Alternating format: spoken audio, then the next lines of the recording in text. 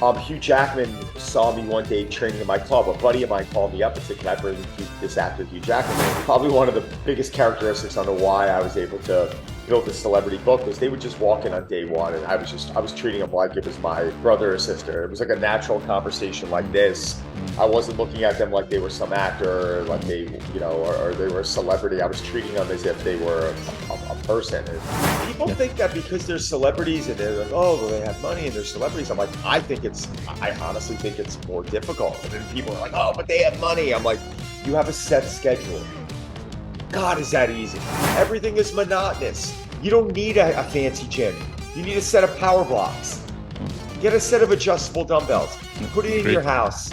And that's all you need. You don't need what I have behind me. This is my job. This is what I love to do. I think to each his own, but everyone immediately resorts to an excuse. Well, they have. Well, they have money. Well, they have chefs. You don't know what they have, right? So I think it's just excuses. This is the reason why the reason why I fell in love with this industry is because this is in our control. Don Saladino, welcome to the show. Well, thanks for having me. Before we go into it, I want to state that you're kind of a role model to me in many ways, actually. Like you're 47, if I'm not mistaken. Is that correct? Don't rush it, man. 46. I'll be 46. Okay, I heard 46. It somewhere. 46. you don't look like a day over 30. So that's a compliment.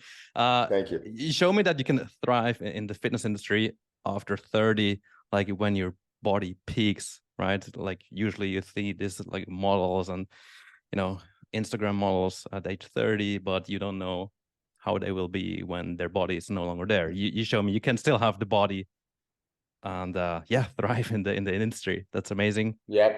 It's listen, it's work, right? It is. It's work, but it's work that you have to enjoy. And I think I'm at 46 now, and there are things I'm doing now that maybe I didn't have the ability to do when I was younger. And I was a college athlete, and I was able to, I was training like crazy. And I think the training back then, the weight training was very structured. The cardiovascular training was a bit frivolous. Like, buddy of mine, let's go for 12-mile run. And you'd be like, okay. And you would just do it, not really thinking of the plan ahead. And I think at that time that was fine. I think now at 46, you got to think a bit differently. And you got to think that like, okay, like I'm going to do some, like today, I'm going to do some slower weighted vest walking. Tomorrow I have a hockey game at 6:30 a.m. Right. So like you've got to be prepared that if you overreach today or you do too much today, I'll recover tomorrow, but maybe the hips are sore, maybe the back's sore. And then how does that affect my second lower body session on Thursday this week? It's like you've got to think ahead and you've got to plan a bit. That makes sense. But there's no reason why I'm convinced, and I've not only now that I'm in my 40s, but since in my 20s, and I've trained over 40,000 1-hour sessions in my life. I've been working with people who are 70s, 80s, 90 years old. I have clients of mine, unfortunately, that are no longer on Earth anymore. That's how long I've been doing this. And when you start working with people at this age, at different ages, you start really getting an understanding of what the body can do. And, are you putting into it what you need to be putting into it? Right. Or are you just kind of getting lazy and, saying, well, we're getting older. Well, of course we're getting older. And I understand it's harder to build muscle, and I understand bone density is going to drop. No, it's super inspiring to me. We could still improve. We can know, but and I don't mean to jump ahead, but you just mentioned something, and it's been on my mind this weekend, right? Arnold Schwarzenegger, a friend of mine who's actually behind me, sent me a video of Arnold Schwarzenegger talking about aging and being like, it sucks. Arnold was like, and Arnold was our role model, right? Especially me when I was, 7 years old, I had a hearing problem. I'm watching Arnold, like, who's, at the time in his, probably what's he then 20s, right? And he's thriving in bodybuilding, and he won his last Olympia, I think. And what was it? So he won in 75. He made a comeback, and what was it, like 79 or 80, and he won again. He won a bunch of them, but he's talking this weekend on this podcast. I'm like, it sucks. Like, I'm looking at my body now and it's not the same. And like, I understand that's going to happen, but I'm seeing people now who are Arnold's age that look like they're in way better shape than he is. No. Right. And my question is like, what is he putting into it at this time? Is he just going and training and, eating some eggs and having his coffee and doing things that are healthy and You know, how many nights a week is he smoking? Days is he smoking cigars, or is he drinking alcohol, or is he doing, you know? I don't know. I'm not pointing the finger, but that's my question No. is, you know, what at a certain point in his life, he made this his life. This was nothing got in his way, and I would question whether he's taking that same approach now. Now, I'm not saying he's going to be as strong in his 70s and 80s as he was in his 20s and 30s. Absolutely not. Or I'm not going to say he's going to have the same body composition, but could the guy at that age take his shirt off and look a certain way? I'm seeing people do it now. And that to me that's inspiring me. Yeah, I have to say, like, I have one client who's 72. He's from San Diego, from the US actually, and he has visible abs. And to me, it's like, wow, man, I actually want to be like you, right? When I'm old, it's like so far away. And that motivates me. But you then, on the other hand, again, like, to thrive in the industry that's so competitive and everyone wants to get into it and everyone wants a piece, and you're there and you're just crushing it. I find it's like, yeah, super inspiring.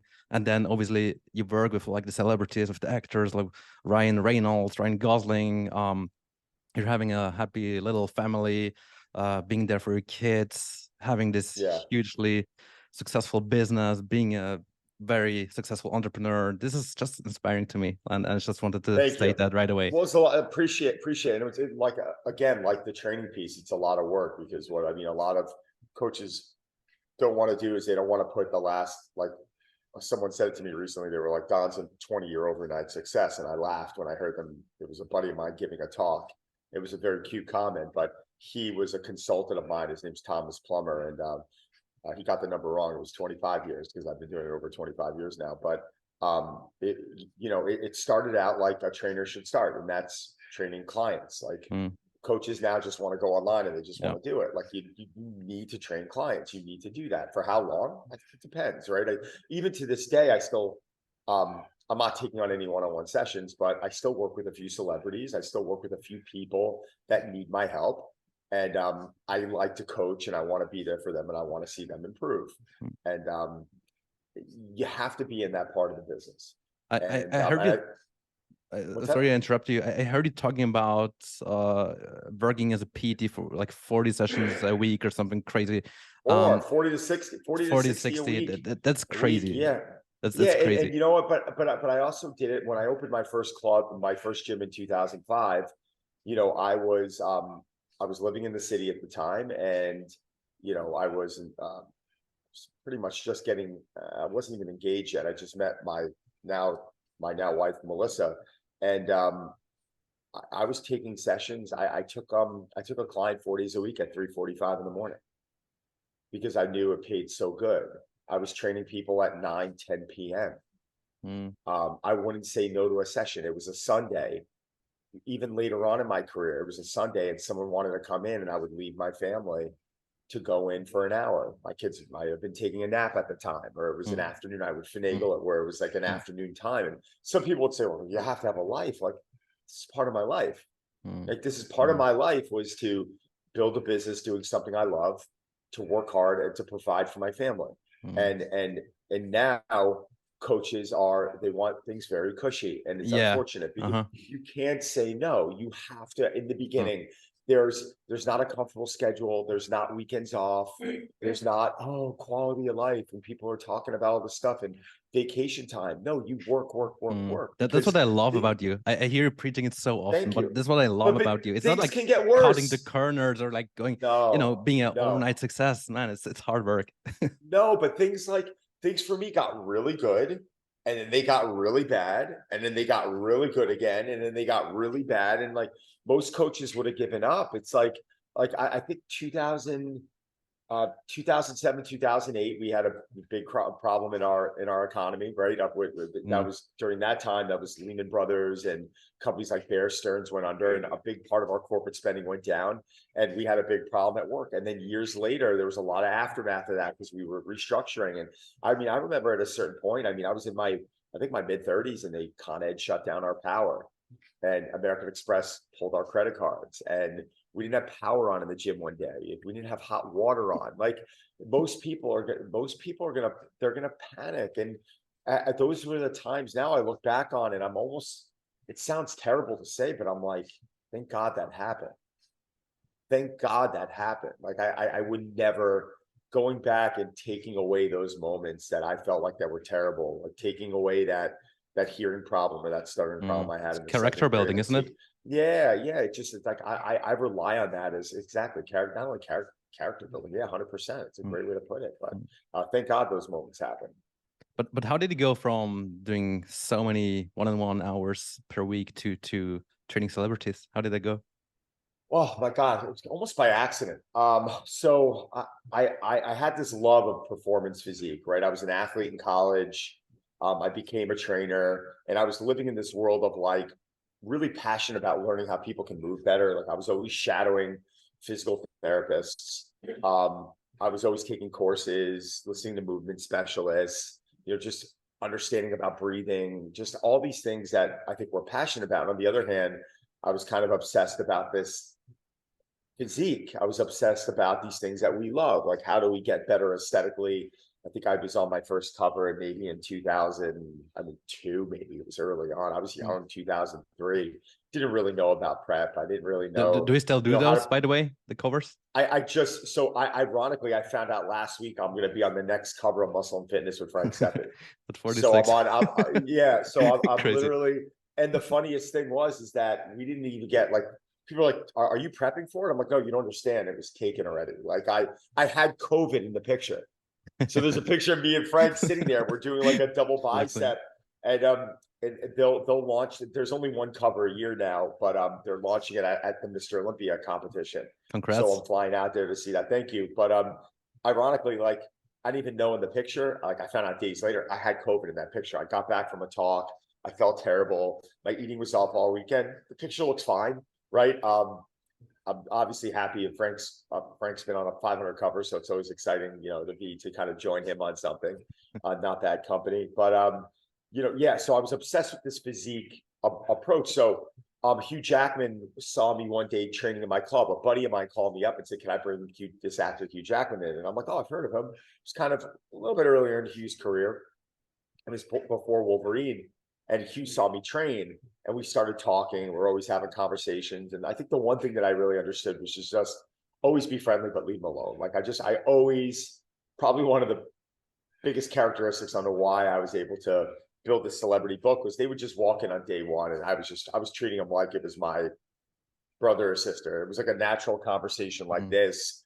I wasn't looking at them like they were some actor, like they, or they were a celebrity. I was treating them as if they were a person, and to the point where like when they do something wrong, I call them on it.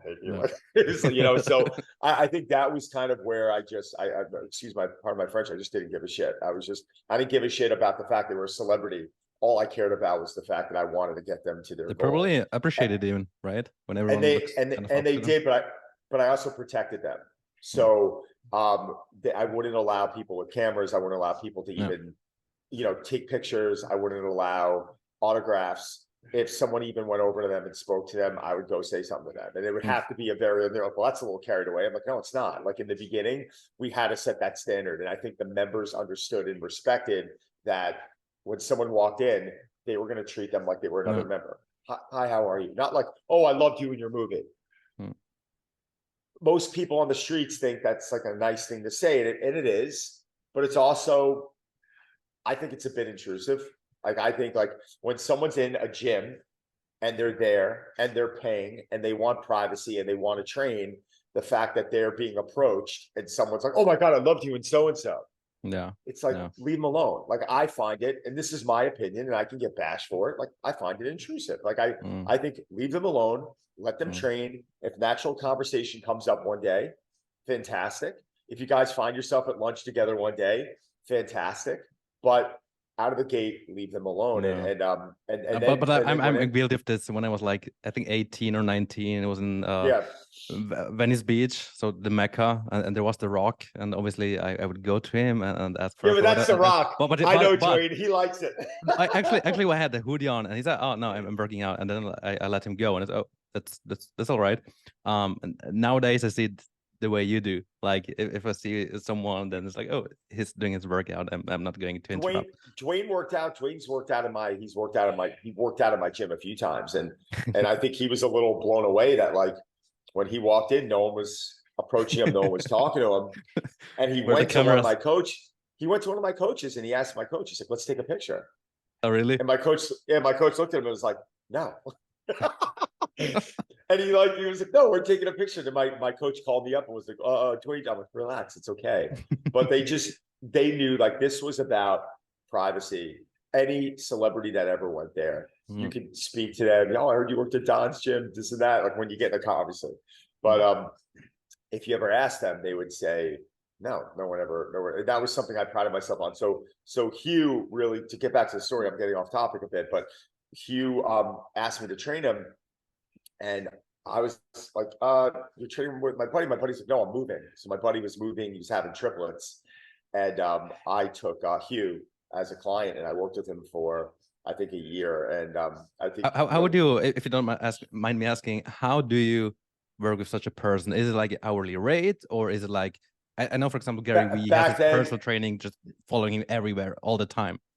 Yeah, back then, it's a good question. Back then, early on, it was just an hourly rate. Okay. But that, again, this was 2000. This is 16 years ago. Like now, if I am going to be hired, it's very limited. Like you almost can't hire me right now, and I don't mean to say that to sound. It's very limited in my time, and also, what does my commitment need to be? No. There are a few people I am preparing right now. Like, I always help, but Ryan Reynolds and Blake Lively, their family, I would be anywhere for them. John Krasinski, like family, his wife Emily Blunt, like family, Annie Hathaway, family. So these are people I just really focus on now. But I got a call from Matt Bomer the other day, who's an incredible actor and just the nicest guy, and we had a nice conversation, and he asked for some help, and I said absolutely, and I built him a program, and we've been talking on the phone now. So I think it really comes down to are you a good person? Do you really want to do the work? That to me is really important, because whether you're a celebrity or not, honestly, I'm sorry, it doesn't make that much of a difference. It doesn't make any difference to me, to be honest with you.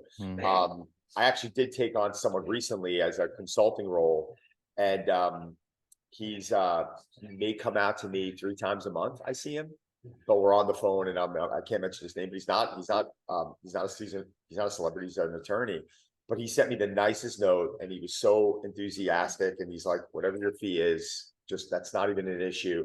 I would be honored. And I got excited to even talk to the guy, because I felt like he was really appreciative of the fact that he wanted to speak to me. And then when we had a conversation, I said, listen, I'm typically hired for 6 months to a year. Why don't we start at 6 months? Here's my rate. And he was like, whatever you want. And it was just like, payment was there that second. And the guy has been a complete joy to work with, and he's seeing great progress, and he's moving forward. So for me, that's really what it's about. Like, I have friends of mine that I have come in here for free, that I just help just because I want to help, and I want to see them improve. So it's really, it's not really as much about the money, and it's, but there's not an hourly rate. There's got to be a conversation. There's not a set standard on, on what it is I'm actually doing now, because there's so many different things in my business. People don't even really understand fully what I do. Yeah, I come back to that later. I want to know how it looks like from a 100%, financial point of view. 100%. If someone comes in, let's say 10 years back, whatever it is, and someone comes in and wants to look their absolute best, like 6-pack abs and big biceps, whatnot, what would be the standard protocol? Is there such a thing, like a standard protocol, or is it? No, there's not. I mean, it would always revolve around a movement screening. So like what you just said to me was like all aesthetic, but it doesn't matter. It still revolves around a movement screening. I need to understand if the person has any roadblocks up in the way that they move, meaning like, is there any limitation? Are there things going on that are red flags, which are going to keep me from being able to train them the way that I want to train them? And I think there is a standard like process that I follow from a screening standpoint, and then obviously a nutritional screening standpoint. And if there's a lot of medication or red flags, I have 2 functional medicine doctors who I like to get involved. And we'll go through that process. We'll start looking at digestion. We'll start looking at sleep quality. And then I look at the body type, and I look at the training history, and then I start making decisions on, what do we have to do out of the gate to allow that person to be successful. Yeah, so I think there's a process, there's a nutritional process, and there's other things I have to see at that point. The program's actually the easy part, right? Because first you need to understand like how much time do they have to commit. If they're like, I'll commit whatever, oh God, I mean, well, we got to look at lifestyle, right? And am I going to have the person train 7 days a week? I rarely ever do that. Like 6, I think is pushing it. I do believe that, you know, having a day to actively recover, or do some sauna, or do some cold plunging, or, you know, maybe just getting some steps in, but getting out of the gym a bit, I think is really important. And then, you know, at that point, I have written, I mean, I'm going to say a really aggressive comment here. I've written more programs than anyone I've ever met in the industry. I mean, all I do is write programs. I mean, even with my Challenger community, every month I'm writing programs. You know, last year I had to write 30 programs between October and December, 30. And these are like 6 to 12 week programs. So I'm very creative in the way that I like writing. And I know there's so many different approaches. There's so many different splits. There's so many different ways that we can, you know, change intensity based off of, you know, different tools that we're using, whether it's changing time under tension, whether it's changing rest intervals, are we counting reps, are we counting time? You know, are we doing clusters? Are we doing negatives? Are we doing forced reps? Are we like, what are we doing? Are we doing drop sets? I mean, there's so many things that we could start implementing in, but it's also understanding that not every tool is good for everyone. Because if someone's coming in and they're a bit stressed and they're a bit fatigued, and they're like, I'm not sleeping and this and that, then me throwing this like all in like crazy program, that might be a poor decision. But, you know, also understanding that if it is an actor and they're like, oh my God, I have 4 weeks to get ready. I'm like, okay, like, I got to be honest with you, like, you're not, for what you're describing to me right now, you're not where you need to be. You obviously know this. And for us to go through these next 4 weeks, are you going to mess around? Are you asking me about your cheat meals? Are you asking me if you can have cocktails on Saturday night? Because you got to cut that out. You got to cut that out. Like, if we have 4 weeks or we have 2 months and we need to really play some catch up, you know, we gotta go all in here. Yeah. And taking this approach of like, oh, well, my doctor said I can have a glass of wine. Well, you can do whatever you want. And this is, right. and it's ironic because people, well, I should be able to have a piece of cake once in a while, or a piece of pizza. I'm like, you're right, you should. But you're complaining to me about your body composition. And until we get you to where we need to get you to, in all fairness, is this going to hold you back? Yeah. Alcohol causes water retention. Alcohol is toxic. It's poisonous to the body. I love, when I'm over in Switzerland and Austria, I drink their beer every single day, because you know what? It is the best. It is unbelievable. It is delicious. It almost tastes healthy, but I save it for when I'm there. I don't do it in the States. I enjoy it over there. And I don't drink 10 of them a day. I have 2 or 3 of them. I make sure I'm hydrating. I make sure I'm getting my protein. I make sure I'm getting my vegetables. Am I eating dessert every day? Maybe. I'm on the ski mountain every day. I'm moving. I'm active. I feel good. I come home. I'm back on it. And you know what? It takes me 4 to 5 days to get back to the point that I feel good about myself. So I think this is a great question that you're asking. But again, I got to see what's walking into the room. I have to understand what their history is. And then I got to understand how much time we have. And, you know, what are we working with up here? Because if you're working with someone like Ryan Reynolds, who's like a bit of a robot, or I don't work with Hugh Jackman anymore. This was years ago, but I saw Hugh last week, actually. He was with Ryan and we were together. Hugh's a robot. Hugh's got I think a great trainer in Europe now he might be working with, and they work virtually. And it was the first time I saw him in a while. And I saw he was doing everything he needed to do, and he was doing it well. He's doing it virtually. So these are people that when it's time to, you know, go attack that goal, they're doing everything they need to do. Where the majority of the people, the main takeaway here for me is that you don't treat them any different, that you do the same like you do, or that I do with any other person as well. They do screening, they see what they're good at, where they're with their mindset, and then you personalize the program so they get results. And the other thing you mentioned there, people think that because they're celebrities and they're like, oh, well, they have money and they're celebrities. I'm like, I honestly think it's more difficult. And then people are like, oh, but they have money. I'm like, you have a set schedule. God, is that easy? When someone has a set schedule and they're working from 9 to 5 every day, or 8 to 6, it's so easy. You get on a sleep pattern. You get on a schedule. Everything is monotonous. You don't need a fancy gym. You need a set of power blocks. Get a set of adjustable dumbbells. Put it in your house. And that's all you need. You don't need what I have behind me. This is my job. This is what I love to do. This is my passion. So yes, I'm going to build a multi-floor gym that I can house 30 trainers in here right now. We want to get bored, right? But like but that's something that I've wanted and earned over time. But like when you're dealing with a lot of these celebrities, they're in constant time change. They're in constant time zone changes. Ryan was in London shooting Deadpool, and because of the writer's strike, he had to fly back. Now he's got to fly back there. And now he's got to live, in a 5-6 hour time difference away from his family. And he's going to be shooting 15, 16 hours a day, and he's got to train. That's tough when you're dealing with being away from your family. Like they don't give these people enough credit. They're not sitting home with chefs. They don't have private chefs. No. They don't do that. These are difficult things to find. And these are also things that become a bit intrusive in their life. Like, honestly, like you would say, well, chef sounds great. Like, do I want someone standing in my kitchen all day long? I don't. Like, I want to, I'd rather them drop my food off if I had that privilege.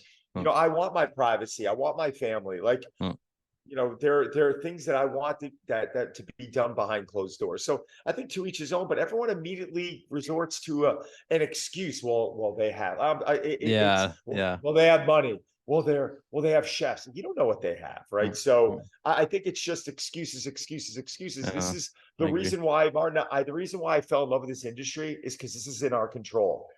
If my buddy back there, he's been losing weight, he wants to continue to lose weight, he needs to get more steps in, then he gets more steps in. If he doesn't get more steps in, that's on him. Is it going to be hard to do? Yes. Does he have to increase that process? Yes. Is it going to be easy every day? No. So it's like, this is part of it. Like there's all things in life that we're good and we're not good at. It's so easy to say this guy has that because of X, Y, Z. I don't, or you are successful because of this. And as long as you have the mindset, you will not improve. You will just find these excuses and just don't get anywhere, in my opinion. Like, I agree with you. Yeah. So yeah, thanks for elaborating. This was that's super cool. No. Obviously, coaching people is one thing, and then being in shape is another. And some coaches don't do the best job, in my opinion, that tell their clients to eat a certain way while they eat junk food and whatnot. I'm wondering how you keep that shape with, like, as a busy dad, as an entrepreneur, as someone who has like so much on your table. So yeah, I want to talk quickly about that. Diet and training, obviously. First and foremost, what is your motivation to be in that top physical shape? I'm motivated by the way it makes me feel. I'm motivated by the way it makes me feel. I think it's that simple. I think this is the one thing in my life I've been able to control. Some people say, well, I do it for my kids. I don't do it for my kids. I don't do it for my wife. I don't do it for anyone else. I do it for myself. I do it because it makes me feel a certain way. And then if I feel a certain way, I'm going to act a certain way. And if I act a certain way, I'm going to portray that among my family or among my clients, among my peers. They're going to see a way that I act. So this is primarily because it makes me feel a certain way. I love feeling in shape. I love looking like I'm in shape. Do I like to have junk food once in a while? Yeah, of course. Yeah, why not? Like, I do it and I enjoy it, but I also know that there's a point where if I go beyond and I wake up this morning feeling like crap, like I feel good today. I feel really good today. There's been Mondays I've woken up and I've been like, I'm eating hamburgers and ice cream and just going way overboard. Now, I know there's a limit and I know that I've got to stay within that limit. And if I stay within that limit, I feel good. And if I don't feel good. And you know what? So what? I push along, and I'm always saying I'm one workout, I'm one day away from returning, from being back. I like that. And that's so my motivation is that I like feeling a certain way. It's not like the cover stuff is fun, but it's not my motivation. But I know that if I can move a certain way, if I eat a certain way, if my energy is a certain way, then a lot of other things fall into place in my life. Even in work and business, when I'm talking to people, it's, when I'm speaking to clients or I'm going in and I'm giving talks, like they don't want to hear talks from someone that's out of shape, right? So that's it all feeds into it, but it's still not my main. It's still not my main motivation. I think it's part of who I am. I think it is, yeah, part of my makeup, and the fact that, knock on wood, I've always been able to walk around in shape is something that's a lot of work, and that people just don't want to do what I do, but I don't do it. I'm not miserable doing it. I'm doing because I love it. Like when I woke up this morning and I had breakfast before you, and I went through my routine, and I'm hydrating, and I'm getting cleaned up and testing my lumen, and I'm doing all these things. That's part of my morning process. I do that because I want to do it. I'm not doing it because I'm like, it's, if I didn't do it, I would be here with you and I wouldn't be able to talk. I wouldn't be able to talk the way I'm talking right now. I wouldn't be able to speak this way. It's like, because I'm not practicing what I preach. Agreed. How does a typical training week look like?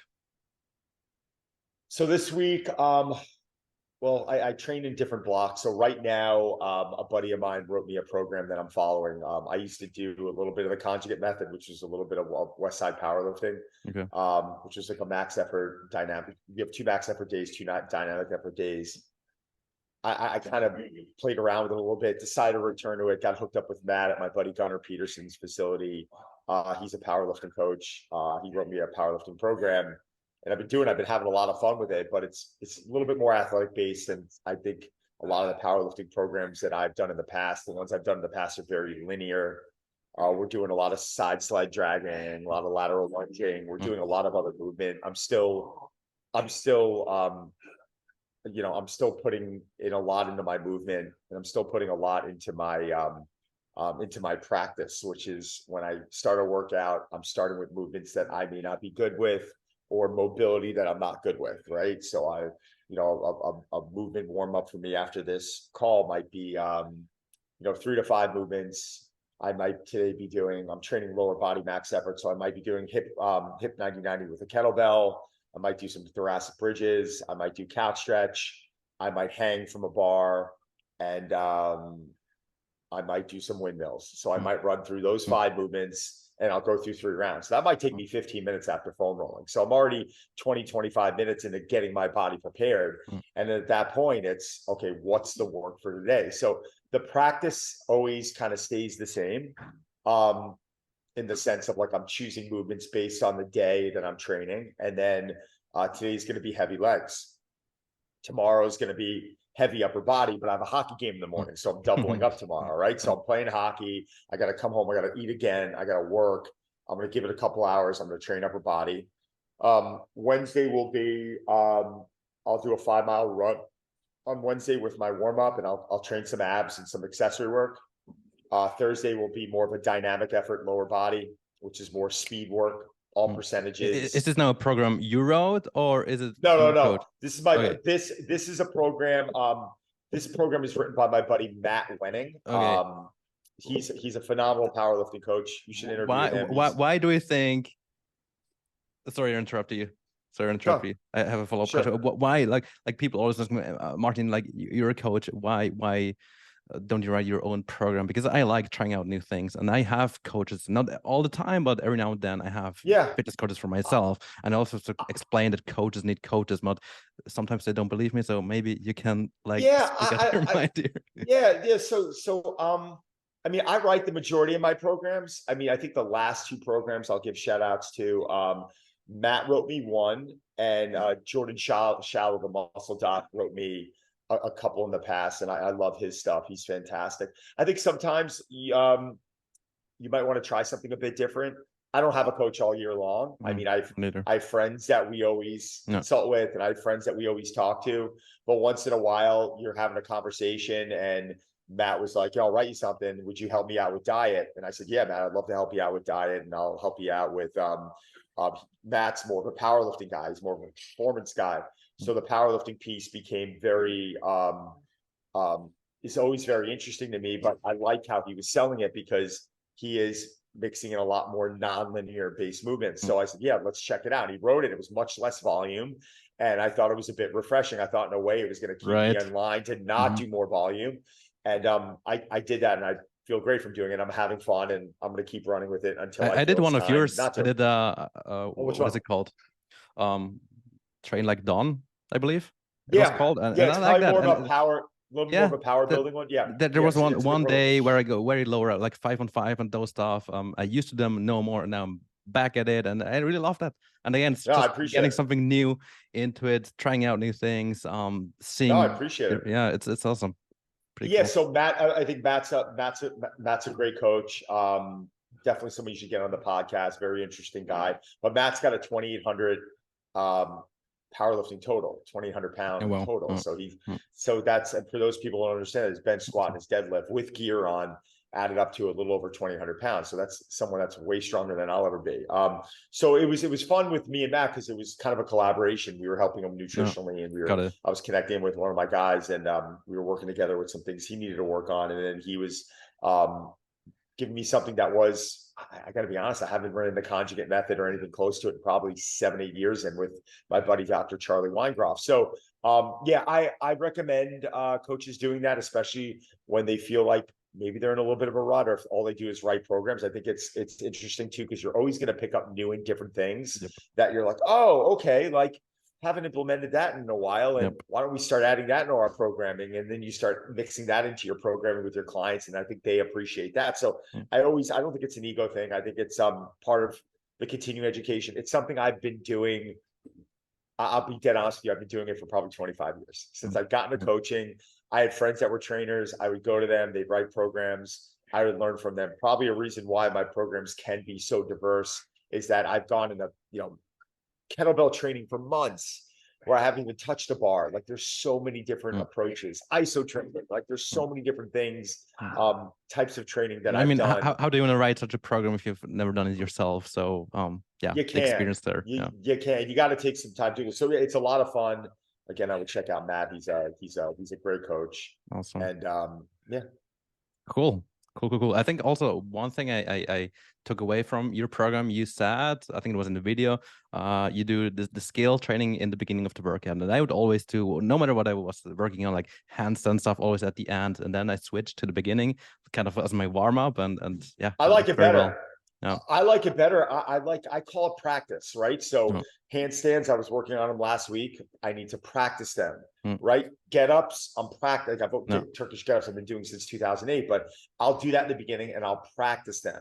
And it's a way to allows my body to kind of get connected with those movements.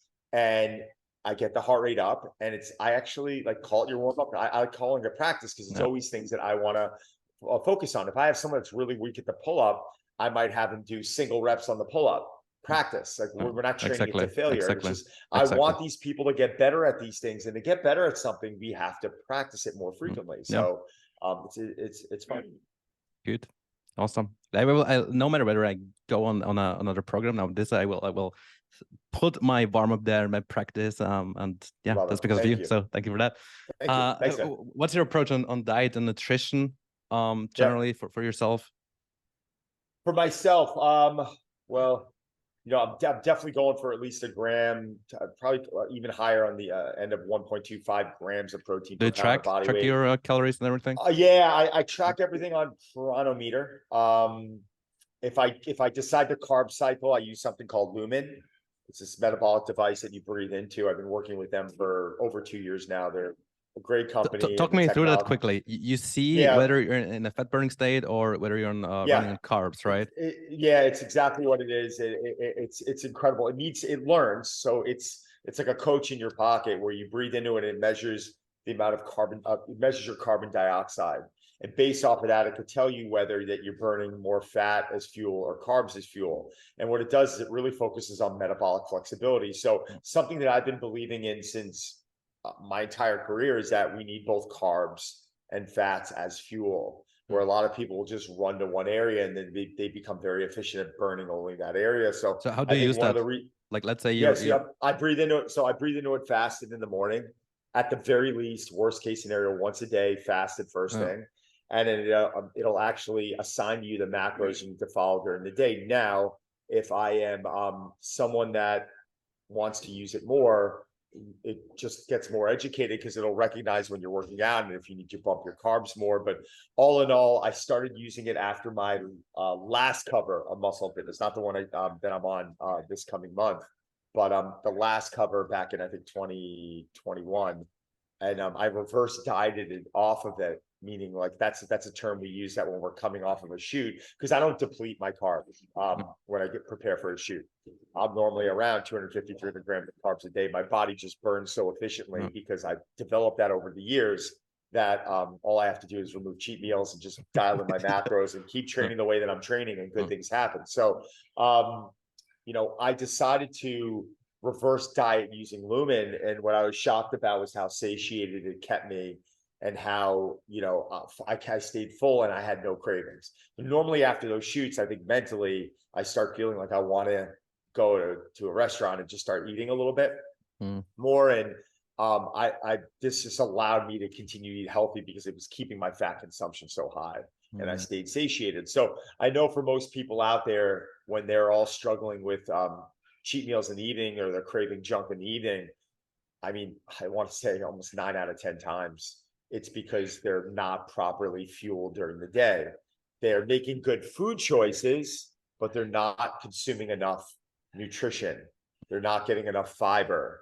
They're not consuming enough protein, carbs, fats. They're not getting enough calories. And, you know, anyone who has cravings at night, or dives into ice cream, or feels like they overeat in the evening, I can almost guarantee them that if I was there to cook for them during the day and feed them all day long, they wouldn't crave anything. Absolutely. So this is the problem, is that they're looking at that like, oh, I can't eat high calorie. And I'm like, you're wrong. Like, the reason why you're gaining weight and the reason why you're not successful in the evening is because you're just consuming, you're so under calorie throughout the day that suddenly comes the and then in the evening you just end up shitting the bed. So nutritionally, that's really what I believe in. How I thought that the Lumen works, or if I see, okay, I'm running on all carbs, I would use that to go heavy during my workout, but it seems like you're not doing that. You're not using that during the day to see where you're at, right?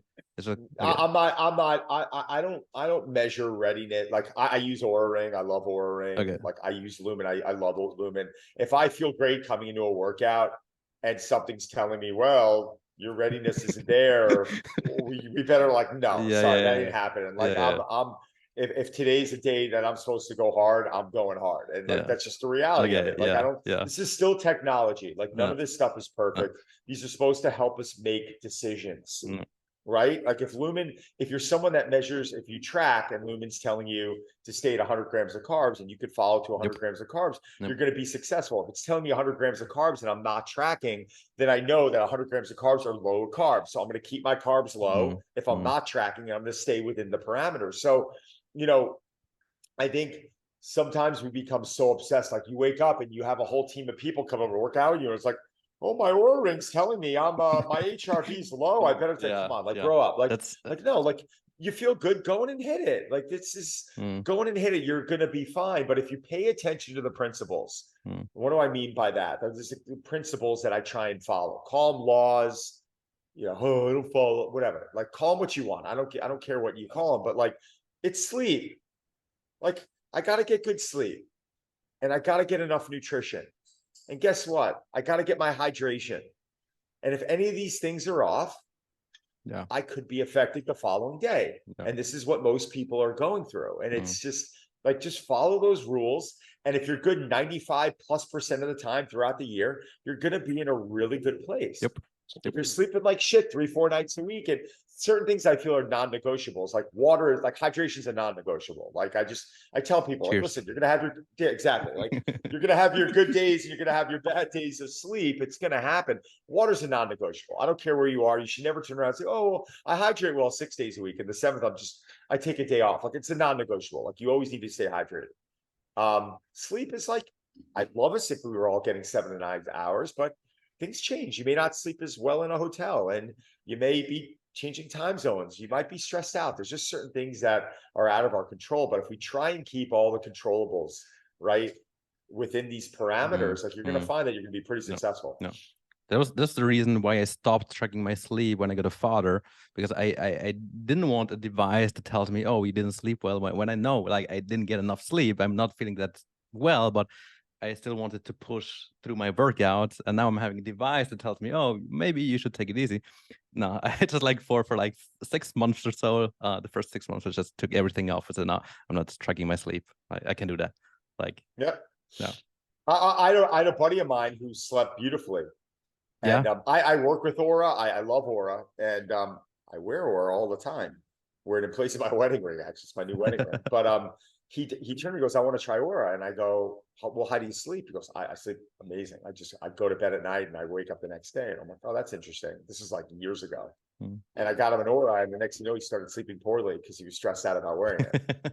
He goes, "What do I do?" I said, "Give me that Aura. Take it away. Give it back." And we gave it to someone else. But so it's not like these things aren't for everyone. Like it's just again, it's going to help me make change in my behaviors. It's not like if someone puts it on and they're noticing that they have 2 drinks a night, but then when they have one, they're waking up in a better place, then fantastic. Like it's doing its job, right? But there's certain things on it, like I'm waking up, if my HRV is a little bit low, if it's a day to take off, or if it's a rest day, okay, then great, perfect. Like I'll take rest rather than maybe thinking about doing mobility. Maybe I'll just completely shut down and give my mind and my body a little bit of a break.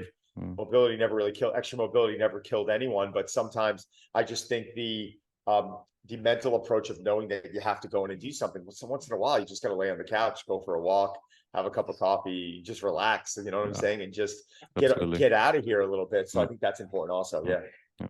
We have like 12 minutes left. So I want to touch on business quickly, if you're okay with that. I love it. First, what is your biggest revenue stream, if you don't mind me asking? It just changed recently. No, it's not. The app's probably my least. Challenges? So I think Challenge is my second now. Now it's my global programming. Probably my global program. Okay. So I'm in over 63 different countries now. So I sell programs globally, and I would say that's number one. What does it mean? Like, well, it just means it's exactly what you did. Like you purchased the Train Like Don program. Okay. But there was really no touch points. It's like you bought the program. Like that is my number one stream. Okay. My number two stream is my challenges, and that's probably one of my favorites because it used to be my biggest revenue generating, but then the global programming took over. But the challenges are great because you actually get you get touch points with me Monday through Friday. So Monday through Friday. So what happens is this: if you joined a challenge, you would be put into a private Facebook group. And you would be able to ask me questions Monday through Friday. But that's much cooler than actually just having a program. 100%. But it's also more expensive. That's why, right? Yeah, but it's not that much more. So like, look at it this way. What did you pay for the program? $60? I don't know. Did you get a discount? Probably. No, I paid full. I paid full. I don't think 60 bucks. Call me, man. I would have sent it to you for free. Next time, call me. I think it was probably around, it depends if there was a discount or not. Sometimes we do specific sales, but you probably paid around $60 for the program. The challenges are $100, but what you're getting is you're getting a program that's 4 weeks. You're getting all the videos, the full video library. You're getting my nutrition guide, but then you get access to this private group. And on the group, every morning I put up a video. And in that video, it answers your questions from the day before. So if you ask me a question on Monday, I'm waking up Tuesday with this pad and I'm like, oh, Martin asked me about the ketogenic diet. Martin, this is why I think it's probably based off of what you explained to me in the comment section. This is why I don't think you should be doing it. Or this is why I think you should be doing it.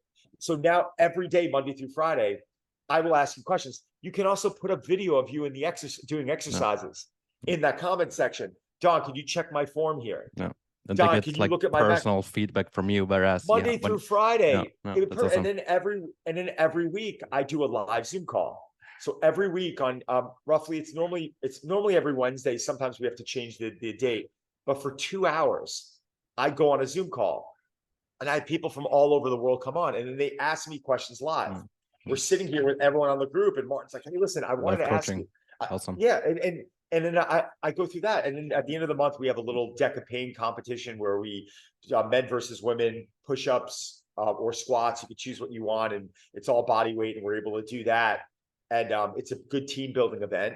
And I pick a male and female winner every month, and they get thousands of dollars in prizes from my brand partners. And it's a really nice team building thing. And then we do DonCon, which is a retreat that I hosted last year. I had 150 people from over 30 countries. The challenge, how many people are in the challenges? Do you have it? Yeah, it could be anywhere from like it's like 500 to, I've had as many as like 14 or 1500 a month. Oh wow. Okay.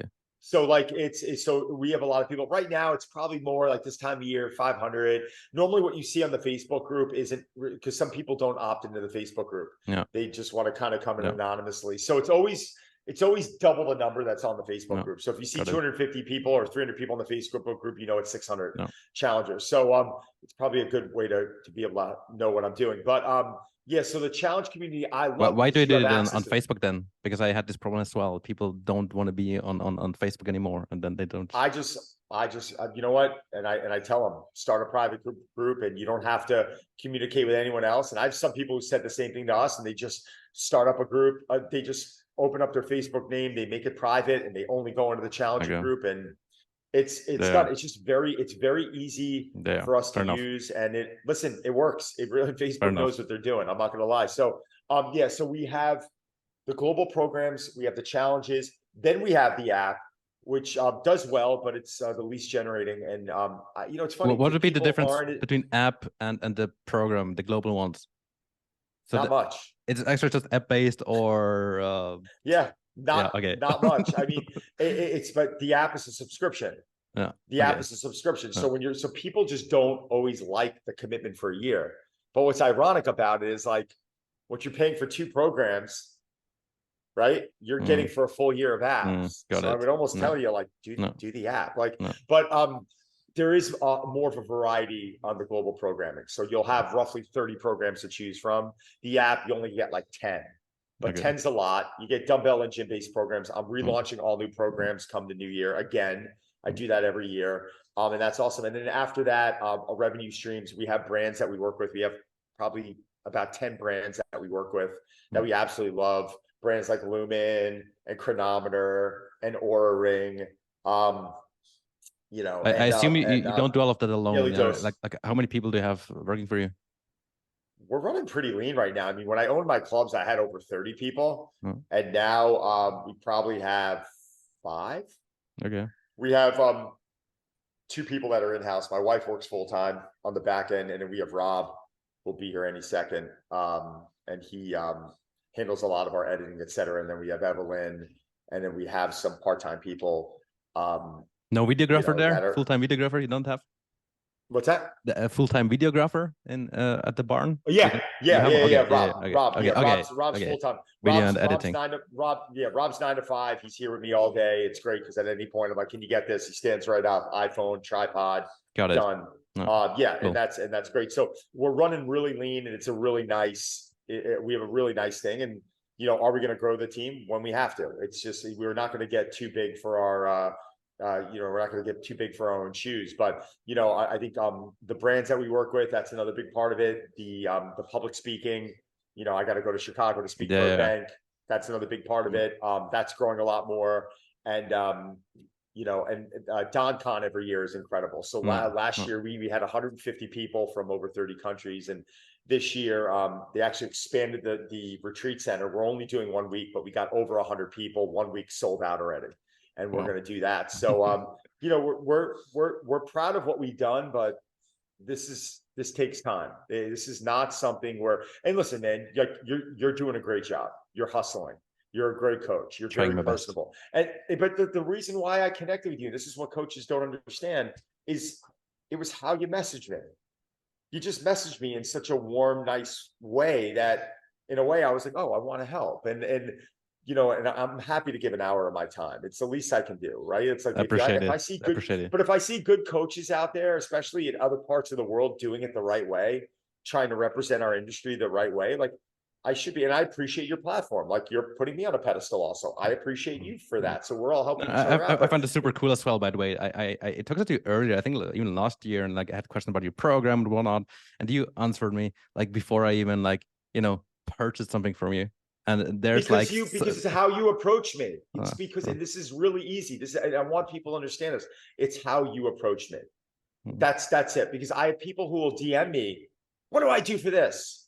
And I'm like, I don't answer them because it's rude. Like, how do you approach someone like that? You sent me a nice paragraph.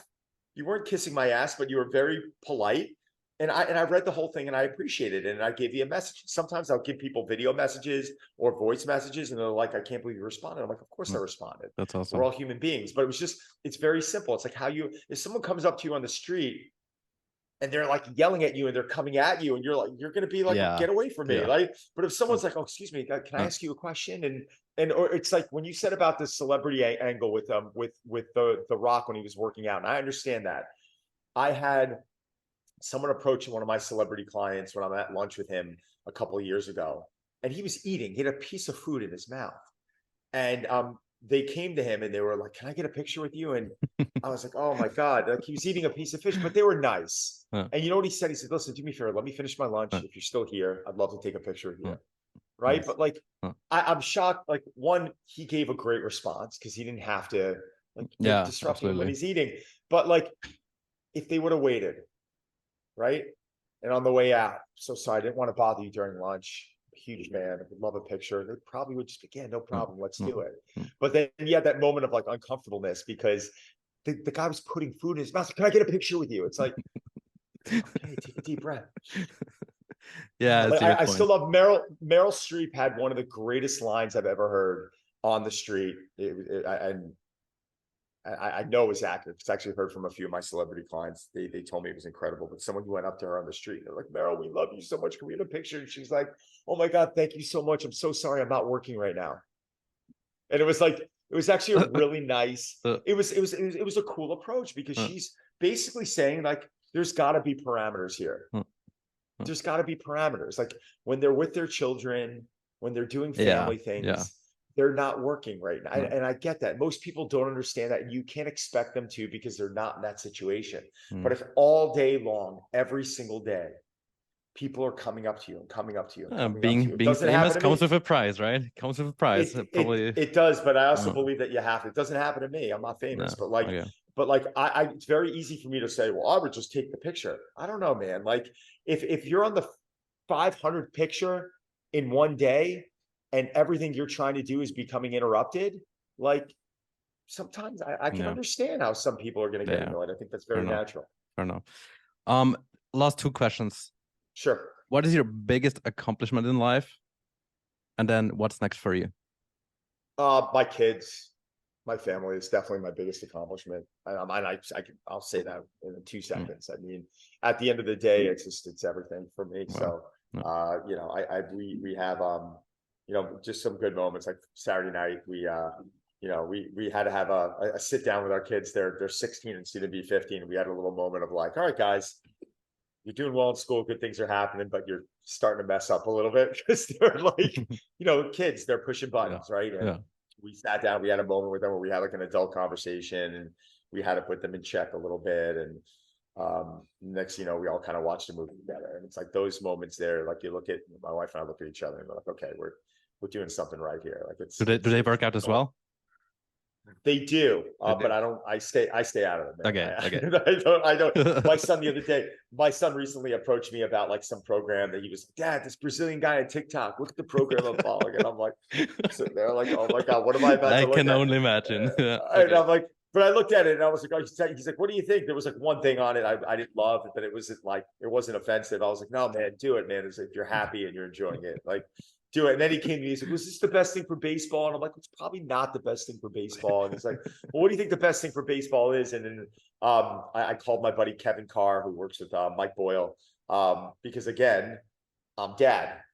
So if I have the guys who, you know, Mike Boyle worked for the Boston Red Sox, Kevin Carr is a brilliant strength coach. And if I have Kevin and his team writing the program, it's different than if dad's writing the program. So I'm trying to be strategic with that stuff where I stay out of it, where I'm just dad. And I just try and lead by example. My daughter's a swimmer. She's a softball player. She's really into music. You know, my wife is probably one of the main reasons why our business is going in the direction it's going in. She's phenomenal. She's just so organized and so, you know, on top of things. But it's a full-time job for both of us. So accomplishment wise, that's definitely my family. What's next for you?